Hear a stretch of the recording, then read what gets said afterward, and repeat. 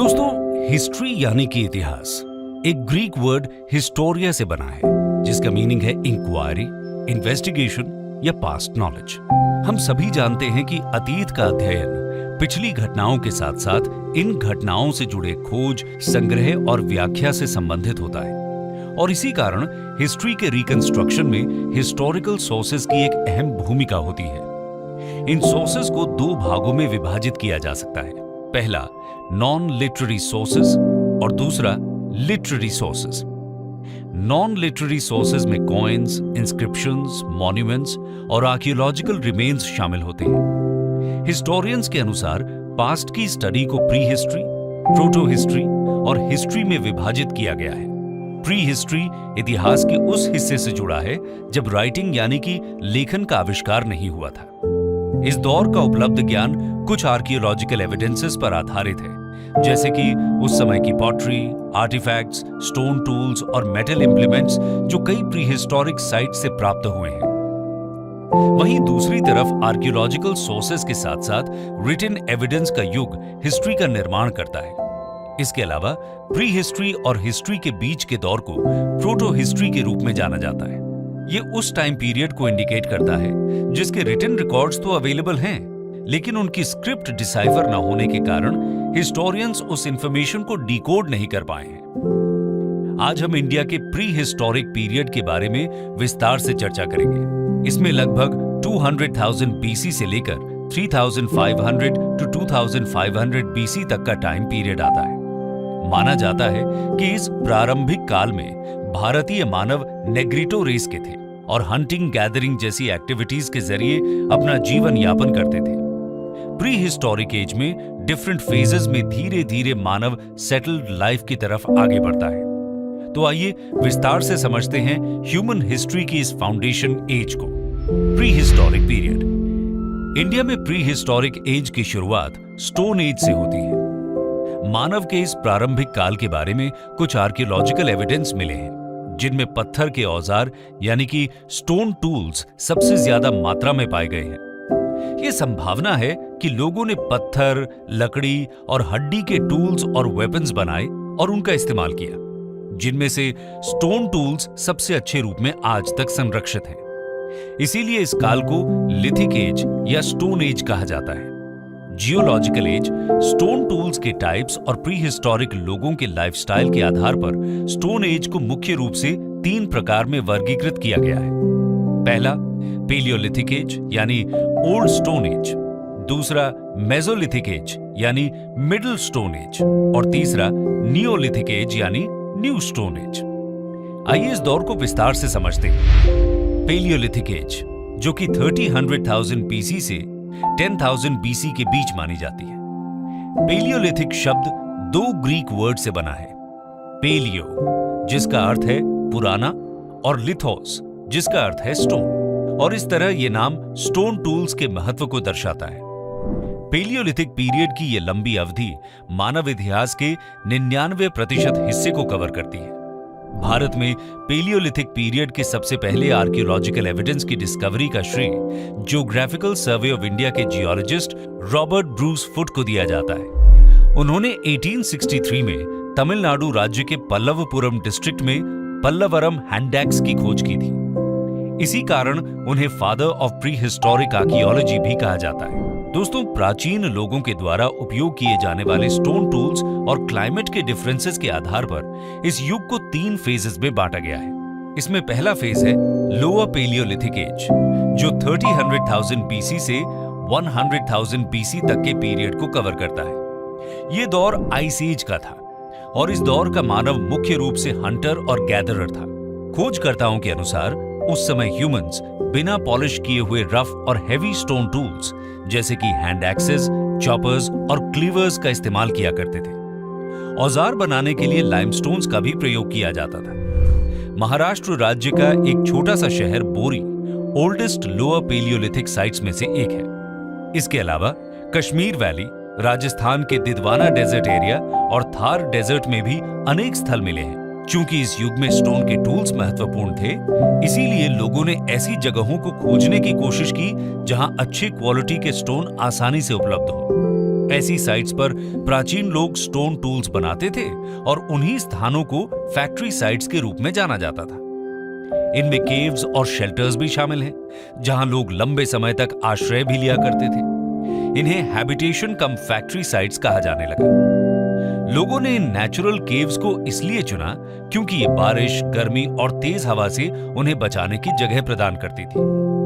विंध्यास और डेक्कन प्लेटो में natural caves और शेल्टर्स पाए जाते हैं। ये रॉक शेल्टर्स नर्मदा घाटी के पास हैं। मध्य प्रदेश में स्थित भीमबेटका केव्स और रॉक शेल्टर्स इन्हीं साइट्स का एक महत्वपूर्ण उदाहरण है। इस दौर के विभिन्न प्रकार के स्टोन टूल्स उत्तर प्रदेश की बिलान घाटी में भी पाए गए हैं, जो विंध्यास फुटहिल्स में स्थित है।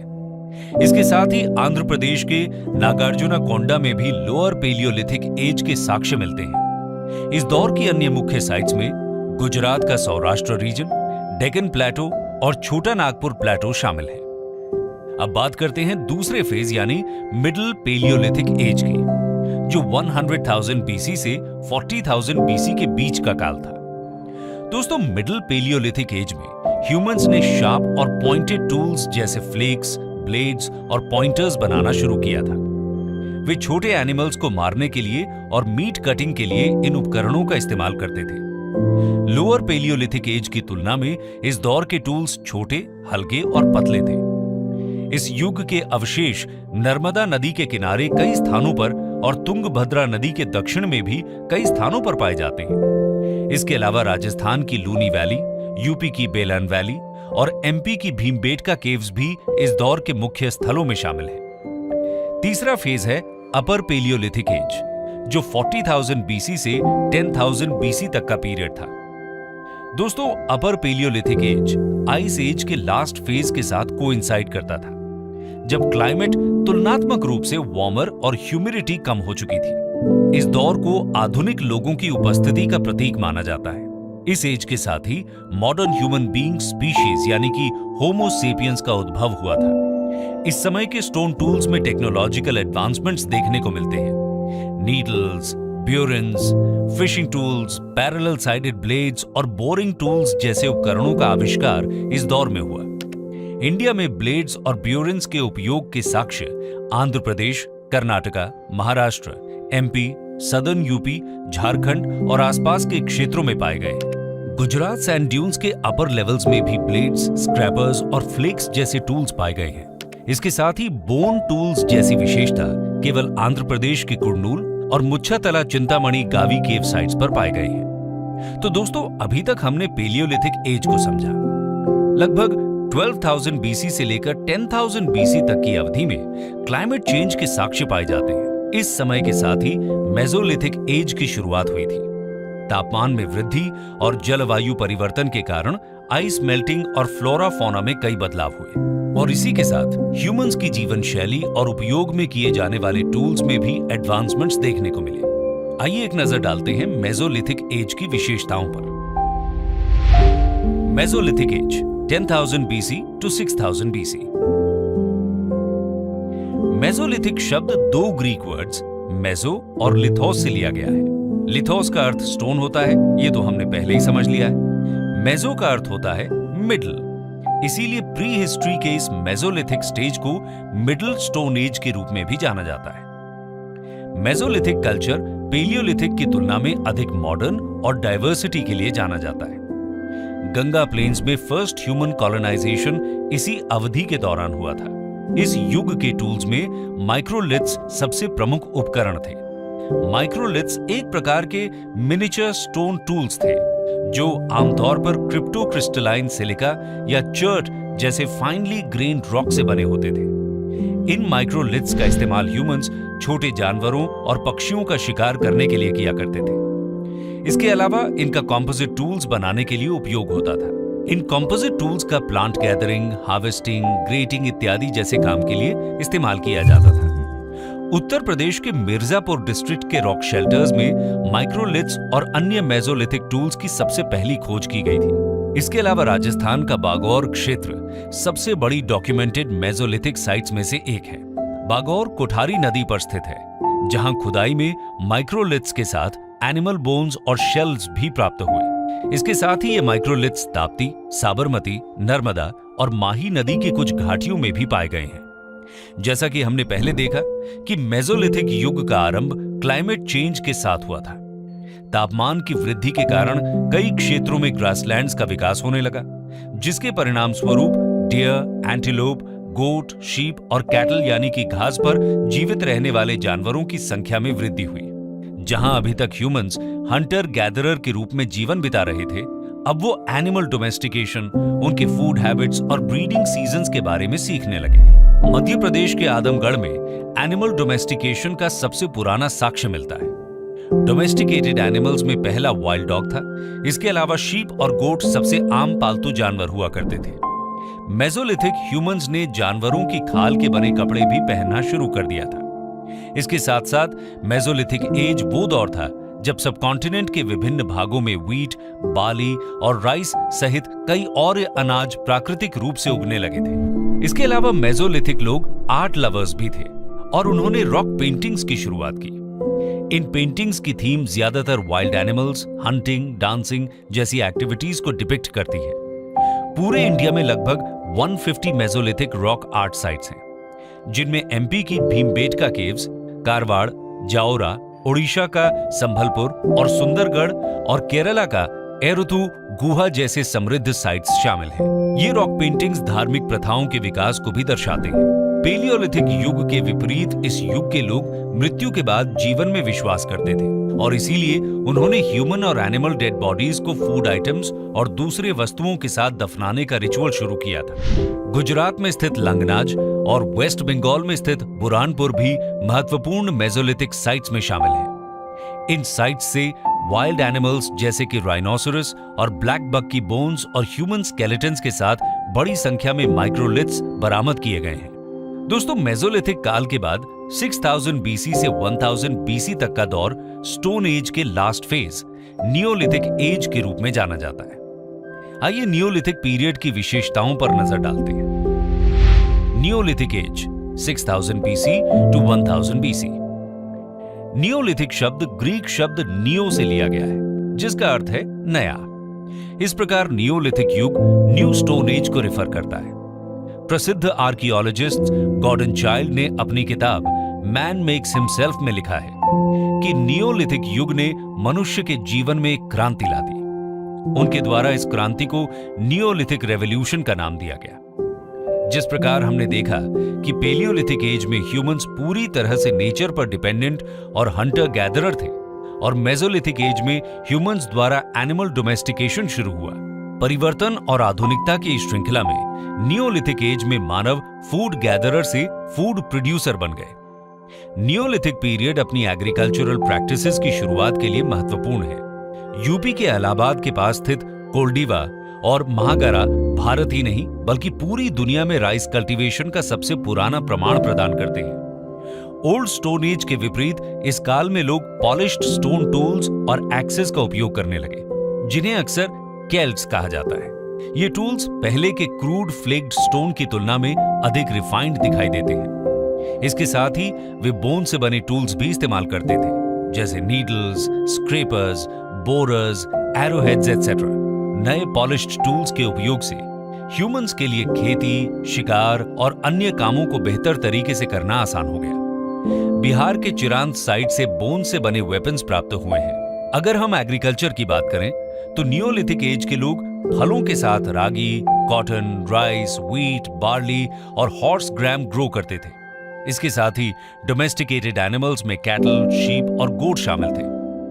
कश्मीर के बुर्जा होम साइट की एक बेरियल साइट से ह्यूमन के साथ डॉग की डेड बॉडी भी मिली, जो कि डॉग डोमेस्टिकेशन का प्रमाण प्रदान करती है। एग्रो पैस्टोरल सोसाइटी के अन्य प्रमाण कर्नाटका के हल्लूर, मास्की और ब्रह्मगिरी साइट से प्राप्त हुए हैं।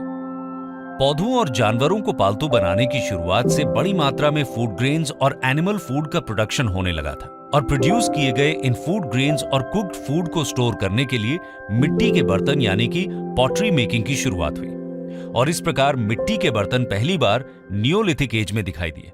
इसी काल की पॉटरी को grey ware, black burnished ware और मैट इम्प्रेस्ड वेयर के तहत क्लासिफाई किया गया था। इनिशियल स्टेज में हैंडमेड पॉटरी बनाए गए थे, लेकिन बाद में फुट व्हील्स का इन्वेंशन हुआ। ये लोग कॉटन और वूल के कपड़े बनाना भी सीख चुके थे। कॉटन का ओल्डेस्ट एविडेंस मेहरगढ़ साइट से प्राप्त हुआ, जो वर्तमान में पाकिस्तान में स्थित है। नियोलिथिक युग के लोग मिट्टी के बने रेक्टेंगुलर और सर्कुलर हाउसेज में रहते थे और इस प्रकार फर्स्ट सेटल्ड सोसाइटी और अर्लीस्ट इंडियन विलेजेस की नींव नियोलिथिक एज में रखी गई थी। इसके साथ ही कश्मीर वैली में पिट ड्वेलिंग के साक्ष्य भी मिले हैं, जो ये बताते हैं कि यहाँ नियोलिथिक लोग पिट्स में रहते थे। हालांकि इस काल में भी लोग पहाड़ी क्षेत्र और रिवर वैली से अधिक दूर नहीं रहते थे, क्योंकि वे तब भी पूरी तरह स्टोन टूल्स और वेपन्स पर निर्भर थे। इसके साथ ही एग्रीकल्चर, पॉटरी और एनिमल डोमेस्टिकेशन के लिए नेचर से उन्हें नेचुरल रिसोर्सेज मिलते थे। नियोलिथिक एज के अंत के साथ स्टोन एज का भी अंत हुआ और इसी दौरान कई संस्कृतियों ने धातु यानी कि मेटल्स का उपयोग करना शुरू कर दिया। ज्यादातर ये मेटल्स कॉपर और लो ग्रेड ब्रॉन्ज थे। मेटल्स के उपयोग पर आधारित इस संस्कृति को चाल्कोलिथिक यानी कि कॉपर स्टोन फेज के रूप में जाना जाने लगा। आइए जानते हैं इसके बारे में। Chalcolithic age 2000 BC to 500 BC। ये कल्चर मुख्य रूप से प्री हड़प्पन फेज में देखी गई थी, जहां एनिमल रियरिंग और रूरल सेटलमेंट होने लगे थे। लेकिन कई स्थानों पर यह पोस्ट हड़प्पन फेज तक भी फैली हुई थी। Pre Harappan phase Neolithic age और हड़प्पन एज के बीच ट्रांजिशन पीरियड को रिप्रेजेंट करता है। चाल्कोलिथिक एज वो आधार है जिस पर हड़प्पा सिविलाइजेशन के ग्रेजुअल एवोल्यूशन को समझा जा सकता है। इस युग में कॉपर का उपयोग कर axe, fishing hooks, chisels, pins, knives और रॉड्स जैसे टूल्स बनाए जाते थे। इस दौर के घर स्टोन्स और मड ब्रिक से बनाए गए थे और अभी तक लोग बर्न्ट ब्रिक से परिचित नहीं थे। हालांकि राजस्थान में स्थित गिलुंड साइट एकमात्र स्थान है जहां से बेक्ड ब्रिक्स के कुछ अवशेष मिले हैं। चाल्कोलिथिक सोसाइटी की संस्कृति शहरी नहीं थी और इन्हें एक विलेज सोसाइटी माना जाता है। इस युग के साथ सोशल इनइक्वालिटीज की भी शुरुआत हुई, जहां एक तरफ विलेज चीफ रेक्टेंगुलर शेप्ड घरों में रहते थे, वहीं आम जनता छोटे राउंड हट्स में रहती थी। घरों के अलावा इस युग के बैरियल्स भी विभिन्न प्रकार के होते थे, जिसमें सिंगल बैरियल से लेकर स्मॉल बॉक्स शेप्ड बैरियल्स और रॉक कट टूम्स भी शामिल थे। लोग डेड बॉडीज को पॉट्स और कॉपर ऑब्जेक्ट्स के साथ अपने घरों के फर्श पर नॉर्थ साउथ डायरेक्शन में दफनाया करते थे।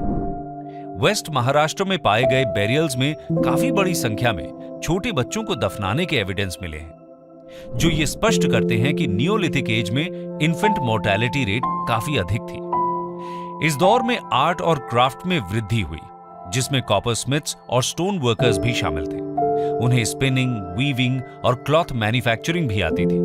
हालांकि अब तक वो लिखने की कला नहीं जानते थे। चाल्कोलिथिक काल की मुख्य पहचान पॉलीक्रोम पेंटेड पॉटरी है। ब्लैक और रेड पॉटरी उस युग में काफी प्रचलित थी।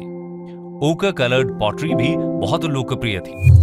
ओकर कलर्ड पॉटरी के साक्ष्य राजस्थान, पंजाब, हरियाणा और वेस्टर्न यूपी के क्षेत्रों में पाए गए हैं। इसके साथ ही लोग ऑर्नामेंट्स के भी शौकीन थे। इस युग की महिलाएं शेल और बोन्स के बने आभूषण पहनती थी। वे सेमी प्रेशियस स्टोन्स जैसे कि स्टेटाइट और क्वार्ट्ज क्रिस्टल से मोतियों की माला का भी निर्माण करते थे।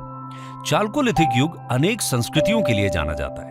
इन संस्कृतियों का नामकरण उनकी जियोग्राफिकल लोकेशन के आधार पर किया गया है, जैसे साउथ ईस्टर्न राजस्थान में स्थित आहार या बनास कल्चर, जो बनास घाटी के नाम से लिया गया है, जिसमें इस संस्कृति के अधिकांश साइट्स लोकेटेड हैं।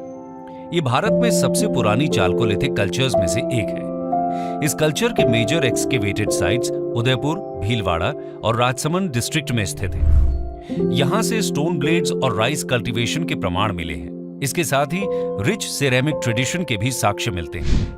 मेजर कल्चर में अगला नाम एमपी के उज्जैन में स्थित कायथा कल्चर का है। ये चंबल नदी की ट्रिब्यूटरी काली सिंध के तट पर स्थित है। इसके अलावा सेंट्रल इंडिया का सबसे प्रमुख चाल्कोलिथिक कल्चर मालवा कल्चर है, जो नर्मदा नदी के तट पर पूरे मालवा रीजन में फैला हुआ है। यहाँ से व्हीट, बार्ली, ऑयल सीड, ज्वार, राइस, लेग्यूम्स जैसे फूड ग्रेन्स के साथ टेराकोटा से बनी बुल फिगरीन्स भी प्राप्त हुए। वेस्टर्न महाराष्ट्र का जोरवे कल्चर प्रवरा नदी के तट पर स्थित है। अहमदनगर का दाइमाबाद क्षेत्र जोरवे कल्चर का एक प्रमुख स्थल है। यहाँ ब्रॉन्ज के बने elephants, rhinoceros, two wheeled chariot जैसे ऑब्जेक्ट्स प्राप्त हुए।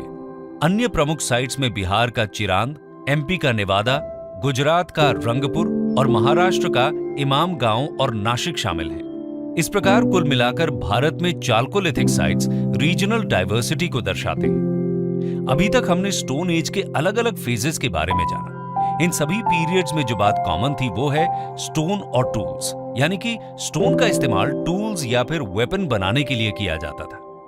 लेकिन 1000 बीसी के आसपास भारत में एक और पीरियड इमर्ज हुआ जहां स्टोन्स का इस्तेमाल टूल्स के अलावा बेरियल्स और मेमोरियल्स यानी कि कब्र और स्मारक बनाने के लिए किया जाता था, और इस फेज को कहते हैं मेगालिथिक पीरियड। आइए देखते हैं इस फेज को थोड़े विस्तार से। Megalithic period 1000 to 500 BC. Megalith का शाब्दिक अर्थ बिग स्टोन्स होता है, और इस कल्चर में एक सिंगल लार्ज स्टोन का उपयोग कर बेरियल्स या मेमोरियल्स का निर्माण किया जाता था। इन मेगालिथिक स्ट्रक्चर्स को दो श्रेणियों में विभाजित किया जा सकता है, एक पॉलीलिथिक टाइप और दूसरा मोनोलिथिक टाइप। पॉलीलिथिक स्ट्रक्चर को बनाने के लिए एक से अधिक स्टोन्स का उपयोग किया जाता था, और मोनोलिथिक स्ट्रक्चर में सिर्फ एक ही स्टोन से इस्तेमाल होता था। हालांकि ये स्ट्रक्चर्स भारत में कई जगहों पर पाए गए हैं, लेकिन मेगालिथिक कल्चर विशेष रूप से सदर्न इंडिया की विशेषता है। साउथ इंडिया में बड़ी संख्या में विभिन्न प्रकार के मेगालिथिक ग्रेव्स और मेमोरियल्स पाए गए हैं, जिनमें कर्नाटका के मास्की और गुलबर्गा क्षेत्र में मेनहीर मेगालिथिक बेरियल्स, आंध्र प्रदेश और केरला के हुड स्टोन मेमोरियल्स, केरला का अम्ब्रेला स्टोन ग्रेव शामिल हैं। इसके अलावा कर्नाटका के ब्रह्मगिरी और तमिलनाडु के चेंगलपट्टू में डोलमेन शेप्ड टूम और कोचिन के रॉक कट केव मेमोरियल्स पाए गए हैं। नॉर्दर्न इंडिया में ऐसे मेगालिथ्स कश्मीर के वास्तल और ब्रा, और इसके साथ ही उत्तर प्रदेश के बांदा, इलाहाबाद, मिर्जापुर और वाराणसी डिस्ट्रिक्ट्स में पाए गए हैं। इसके अलावा महाराष्ट्र में अधिकांश स्मारक विदर्भ रीजन में पाए गए हैं। खोजकर्ताओं को इन सभी बेरियल्स में कुछ कॉमन फीचर्स मिले। आमतौर पर डेड बॉडीज के साथ रेड और ब्लैक वेयर पॉट्स को दफनाया जाता था। इसके अलावा आयरन के बने टूल्स, वेपन्स और स्टोन और गोल्ड के ऑर्नामेंट्स भी मिले। इसके साथ ही कुछ बेरियल्स के स्केलेटन्स के साथ हॉर्स और हॉर्स इक्विपमेंट मिले, तो कभी डोमेस्टिक एनिमल्स जैसे कि बफलो, शीप और गोट। उदाहरण स्वरूप कर्नाटका के ब्रह्मगिरी साइट में स्केलेटन के साथ 33 गोल्ड बीड्स, 2 स्टोन बीड्स और 4 कॉपर बैंगल्स मिले। वहीं दूसरी ओर अनेकों साइट से सिर्फ कुछ पॉट्स मिले। स्केलेटन्स के साथ मिली ये वस्तुएं संभवतः उन्हीं डेड पर्सन से जुड़ी रही होंगी। इन खोजों से पता चलता है कि दफनाने वाले लोगों के बीच सोशल स्टेटस का अंतर था। कुछ अमीर थे तो कुछ गरीब, कुछ मुखिया थे तो कुछ आम लोग। इस युग में हाई क्वालिटी रेड और ब्लैक पॉटरी का उपयोग इसकी खास विशेषता है। यह ध्यान देना काफी इंटरेस्टिंग है कि नॉर्थ और साउथ दोनों ही रीजन्स में मेगालिथिक बेरियल्स के साथ ब्लैक और रेड पॉटरीज मिले। इन पॉटरीज में कुछ रीजनल वेरिएशंस भी जरूर दिखे, लेकिन इन्हें बनाने की तकनीक, उसकी साज सज्जा में कोई बड़ा अंतर नहीं था। इसके अलावा इन मेगालिथिक बेरियल्स में आयरन ऑब्जेक्ट्स की खोज से यह पता चलता है कि यह कल्चरल पीरियड आयरन एज से जुड़ा हुआ होगा। आर्कियोलॉजिकल एविडेंस के हिसाब से इंडिया में आयरन का इस्तेमाल 1000 बीसी से 500 बीसी के बीच विस्तृत रूप से होने लगा था। जहां एक ओर इस दौर में आयरन टूल्स और वेपन्स आम हो गए थे, वहीं इसके साथ साथ डेटेड लिटरेचर भी लिखा जाने लगा था। इस प्रकार मेगालिथिक पीरियड आयरन एज की उस अवधि को मार्क करता है जहां प्री हिस्ट्री की समाप्ति और हिस्ट्री की शुरुआत का एक ट्रांजिशन फेज देखने को मिलता है। कंक्लूजन। दोस्तों, भारत के प्री हिस्टोरिक एज में स्टोन एज, कॉपर एज और आयरन एज तीनों शामिल थे। प्री हिस्टोरिक इंडिया ने आइस एज के साथ साथ होमोसेपियंस के उद्भव को भी देखा। इस चर्चा को कंक्लूड करते हुए हम ये कह सकते हैं कि pre historic culture human evolution और डेवलपमेंट के ग्रेजुअल और फंडामेंटल फेज को रेफर करती है। प्री हिस्टोरिक पीरियड के चाल्कोलिथिक फेज के दौरान ही प्रोटो हिस्टोरिक पीरियड यानी हड़प्पन सिविलाइजेशन की नींव पड़ने लगी थी, जिसे हम आगे आने वाले वीडियो लेक्चर्स में देखेंगे।